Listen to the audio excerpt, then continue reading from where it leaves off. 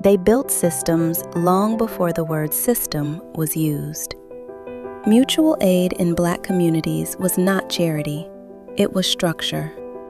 In 1787, in Philadelphia, the Free African Society organized to support widows, cover burial costs, and provide assistance during illness. Across the 19th century, Black churches and fraternal orders expanded this model. Prince Hall Masons, benevolent societies, women's auxiliary groups. Members contributed weekly coins into shared funds, ledgers were kept, meetings were held, officers were elected.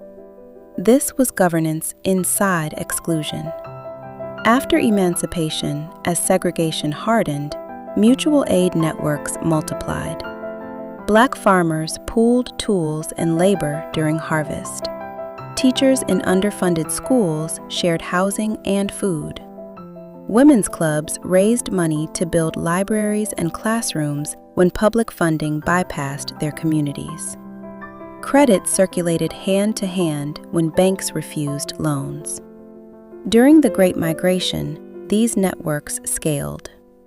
New arrivals to Chicago, Detroit, and New York did not step into open opportunity. They entered neighborhoods shaped by restriction. Churches became employment exchanges. Sleeping car porters carried more than passengers. They carried job leads, addresses, warnings, and introductions. Boarding houses housed strangers who soon became extended kin. Rent was split, meals were shared, childcare rotated so wage labor could continue. In the 1950s and 1960s, mutual aid became movement infrastructure. During the Montgomery Bus Boycott, carpool systems were mapped and scheduled to replace public transit. Churches coordinated drivers and pickup points. Volunteers repaired vehicles. Bail funds were organized to release arrested protesters. Community kitchens fed organizers who could not afford to miss work. These were not symbolic gestures, they were logistical systems. The pattern continues.